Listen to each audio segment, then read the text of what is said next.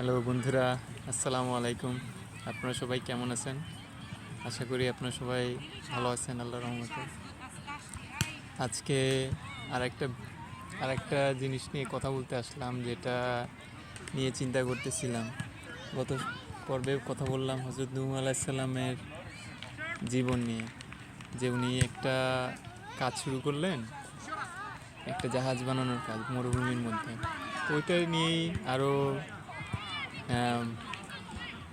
পরের যে চিন্তাগুলো আছে সেগুলো আপনাদের সাথে শেয়ার করার জন্য আসলাম। তো এখানে একটা জিনিস খেয়াল করলে দেখা যাবে কি, যে জাহাজ বানানোর যে কাজটা, জাহাজটার বানানোর যে প্রজেক্টটা, এটা ছিল কিন্তু খুব বিশাল একটা বড় কাজ। কীরকম বিশাল কাজ? যত ধরনের প্রাণী আছে সব ধরনের প্রাণীর দুইটা জোড়া করে ওই জাহাজে ধরতে হবে, এরকম একটা বড় প্রজেক্ট ছিল, বিশাল বড় প্রজেক্ট। তো এত বড় প্রজেক্ট হযরত নূহ আলাইহিস সালাম কীভাবে করলেন? উনি কিন্তু কখনো এমন হয়নি যে এভাবে আসলেন যে আজকেই আমার করে ফেলতে হবে, আজকেই শেষ করতে হবে, আজকে অনেক কাজ করতে হবে। তো এরকম করে যদি উনি কাজ করতে যেতেন তাহলে কি হতো যে একদিন কাজ করতে গিয়ে দেখা গেল যে ওনার কোনো একটা অতিরিক্ত পরিশ্রমের কারণে হয়তো কোনো একটা শারীরিক ক্ষতি হলো। সেইটার কারণে দেখা গেল যে উনি পরের 2-3 মাস হয়তো ঠিকমতো কাজ করতে পারলেন না। কিন্তু উনি যেটা করলেন সেটা হচ্ছে যে অল্প অল্প করে, অনেক বছর ধরে অল্প অল্প অল্প অল্প করে করে করে করে করে করে করে করে একটু একটু করে করে করে একসময় দেখা গেল কি, যে জাহাজটা কিন্তু কমপ্লিট হয়ে গেল, তাই না? তো আমাদের কাছে যে কোনো একটা কাজ আসার সাথে সাথে আমরা কি চাই? আমরা চাই কি যে এই জিনিসটা এখনই হয়ে যাবে, এখনই তাড়াতাড়ি হয়ে যাবে, তাড়াতাড়ি শেষ করব।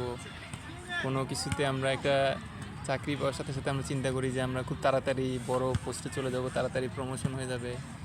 বা জিমে যদি গেলে সাথে সাথে আমরা চিন্তা করি কি যে তাহলে আমার খুব তাড়াতাড়ি আমার শরীর খুব একটা সুন্দর হয়ে যাবে। আমরা যদি কোনো ডায়েট করতে যাই তাহলে আমরা চিন্তা করি যে আমরা তাড়াতাড়ি করতে হবে, তাড়াতাড়ি এখনই খুব দ্রুততার সাথে করতে হবে, করে তাড়াতাড়ি আমার সব কিছু করতে হবে। কিন্তু পৃথিবীর যে কোনো জিনিসের দিকে যদি আমরা তাকাই, যে কোনো ভালো জিনিস সেটা কিন্তু হতে সময় লাগে, এটা কিন্তু একদম সাথে সাথে হয় না।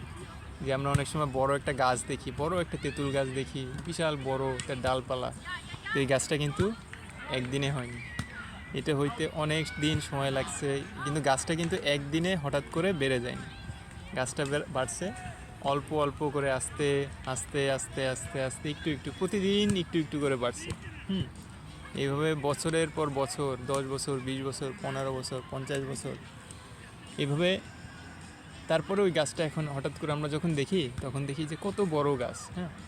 তো হযরত নূহ আলাইহিস সালামের জাহাজটা ওই শিক্ষাটা আমাকে মনে করায় দেয় যে যে কোনো একটা বড় একটা নারিকেল গাছ দেখি আজকে, কিন্তু সেই নারিকেল গাছটা কিন্তু হঠাৎ করে একদিনে বড় হয়ে যায়নি।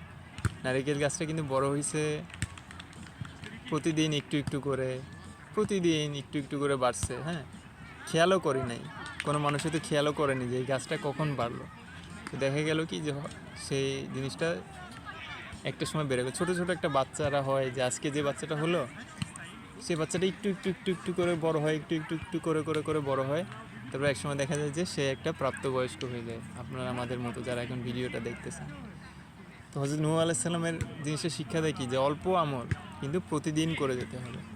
আমি একদিন ভালো করে খাবার খাইলাম, একদিন ভালো করে চিন্তা ভাবনা করলাম, একদিন নামাজ পড়লাম, তাহলে কিন্তু কি জিনিসটা একদিন করলে হবে না।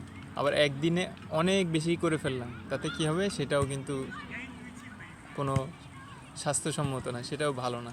নূহ আলাইহিস সালাম যদি একদিনেই সব কিছু করতে যেতেন তাহলে কি হতো, ওনার শরীরটা হয়তো ভেঙে পড়তো, বা ওনার যেসব যন্ত্রপাতি দিয়ে উনি কাজ করতেছেন সেসব যন্ত্রপাতি হয়তো ভেঙে যেত, তাই না? তো এই জিনিসটা কিন্তু আমাদের খেয়াল রাখতে হবে যে আমরা শুরু করতেছি। নূহ আলাইহিস সালাম শুরু করলেন, কিন্তু উনি ধীরে সুস্থে করলেন, অনেক ধীরে সুস্থে করলেন। উনি প্রতিদিনই আসলেন, প্রতিদিনই করলেন। আমরা যদি দেখা গেল যে সঞ্চয় করতে যাচ্ছি, 1 মাস 500 টাকা জমা দিয়ে আমরা যদি চিন্তা করি যে আমার কেন এখনই 1 কোটি টাকা হয়ে গেল না, তাহলে কিন্তু আমাদের কি হবে, আমাদের সেটা কষ্টই হবে।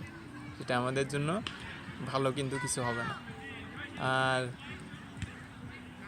এই জিনিসটা আর অল্প অল্প করে আর একটা বিশ্বাস রাখা, কোনো কিছু যদি বিশ্বাসটা না রাখা যায় তাহলে আসলে ওই জিনিসটা না হয় না। কীরকম হযরত নূহ আলাইহিস সালামের কাজে ওর বিশাল একটা দায়িত্ব ছিল, উনি যদি কখনো এটা বিশ্বাস না করতেন কি যে এই জিনিসটা কোনোদিনও আমি করতে পারবো, আল্লাহ রহমতে আমি প্রতিদিন চেষ্টা করবো কোনোদিন আমি করতে পারবো, তাহলে কিন্তু প্রথমেই ওই কাজটা ধরতেই ভয় লাগে না, ধরতেই ভয় লাগে, চিন্তা হয় যে আমি কি এটা করতে পারবো কি না, বা আগ্রহ থাকে না। তো একটু যদি আগ্রহ নাও থাকে, যে কোনো কাজ যেটা আসলে উপকারী, যেটা একটু ধৈর্য একটু একটু করে হলেও, একটু নিজেকে একটু জোর করে হলেও, ধরেন কারো কোনো একটা জিনিস তার তার ভালো একটা উপকারী জিনিস কারো আছে, এখন সেই জিনিসটা সে প্রতিদিন করার চেষ্টা করে, তো কোনো একদিন দেখা গেল যে তার প্রিয় দল, ফুটবল দল, ব্রাজিল দল মনে করেন যে হেরে গেছে, তো এই মনের দুঃখে সে চিন্তা করলো যে আজকে আমি হাঁটতে যাব না। কিন্তু এটা করলে কি হলো, এটা তো করলে কোনো উপকার হলো না।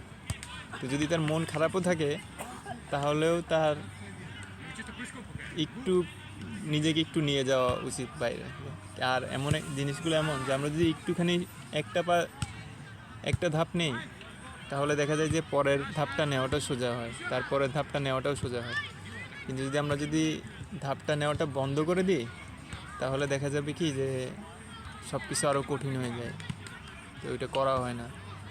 তো এইভাবে ছোট ছোট ধাপ নিয়ে করাটা আসলে ভালো, নিজের শরীরের জন্য ভালো, আর প্রতিদিনই করা হচ্ছে। আর বিশ্বাস যে আল্লাহর ভরসা রাখাটা, যে আমি যদি অল্প অল্প করে আমল করিও তাহলে একসময় সেটা হযরত নূহ আলাইহিস সালামের ওই জাহাজের মতো একদিন বড় হবে ইনশাল্লাহ। আল্লাহর উপরে সেই ভরসাটা রাখা যে আল্লাহ পারেন।